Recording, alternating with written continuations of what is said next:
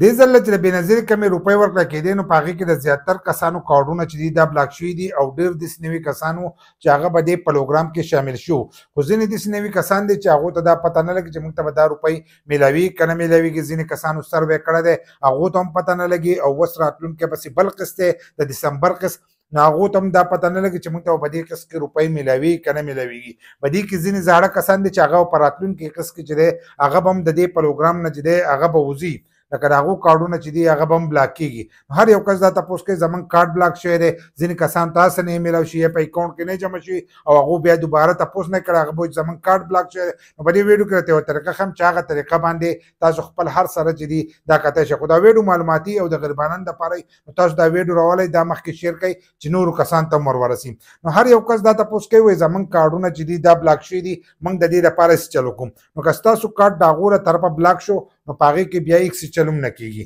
چې کارډ بلاک شو نو بیا به تاسو ته روپۍ چې دی دا به نه میلاویږي. د هغې لپاره تاسو له دا کول پکار دي. ډېرو کسانو له خو دغه طریقه ورځي چې په ګوګل کې به تاسو ولیکئ 8171 موږ اکثره په 8171 خپل کارډ چې دی دا چک کوي. نو ځینې کسان ناولې د خپل موبایل نه هلته کې SMS کوي SMS کوي هغه شناختي کارډ نمبر چې دی دا ورلېږي نو په هغې باندې ډېر کمتر چې دی جواب راځي. نو تاسو له پکار دي چې ګوګل ته به لاړ شئ په ګوګل کې به ولیکئ 8171 چا یې ولیکلو اولنی ویب سایټ به تاسو ته راځي په اردو به ورسره لیکلي وي په هغې باندې به زور وکړئ چې په هغې زور وکړئ ستاسو چې کوم شناختي کارډ وي لکه د زنانه چې کوم شناختي کارډ هغه شناختي کارډ به راولئ د هغه شناختي کارډ نمبر چې دی هغه به په هغه ځای کې ولیکئ چې هغه ولیکو لاندې یو کوډ دی نو هغه کوډ چې دی هغه به پسې ولیکئ چې یې ولیکو لاندې به معلوم کری به یې لیکلی دا شنه پټه او سپین لیکل به په هغې کې چې په هغې څنګه زور وکړو نو تاسو ته به ورپسې یو سټیټس چې دی هغه به شو شي دا به تاسو به د هغې نه سکرین شاټ وکاږئ او هغه به موږ ته د دې ویډیو په کمنټس کې چې دی دا به راولېږئ نو د هغې نه وروسته بیا موږ تاسو ته ووایو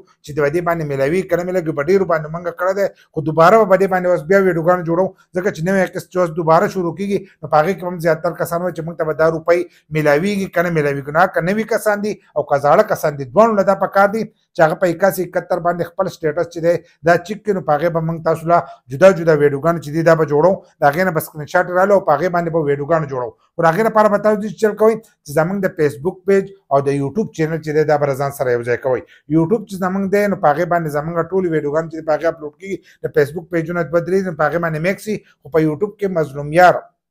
سپیک چې دی دا به سرچ کوئ په هغې باندې به زه تاسو له د دې اپډیټ چې دی دا به در کوم خو د کومو کسانو کارډونه چې بلاک دي کارډونه بلاک دي او هغه بار بار کوشش کوي نو بار بار کوشش کولو ته د دې هېڅ ضرورت هم نشته. کم تاریخ چې درکړی د هغې تاریخه پورې به تاسو صبر کوئ د هغې نه وروسته چې دی بیا به ستاسو کار کېږي خو بیا به هم په هغې کې یو کال چې دی دا به لګي ځکه چې تاسو رجسټریشن کوئ د هغې نه وروسته بیا د هغې جانچ پړتال کېږي د جانچ پړتال نه وروسته چې دی بیا تاسو د دغې پروګرام دپاره اهل شئ نو چې قسط شروع کېږي نو تاسو ته به دا روپۍ میلاویږي نو کم از کم یو کال چې دی د رجسټریشن نه وروسته چې دی هغه هم ستاسو لګېدی شي خو په دغه طریقه باندې تاسو خپل کارډونه لاول چک کړئ او هغه موږ ته راولېږئ.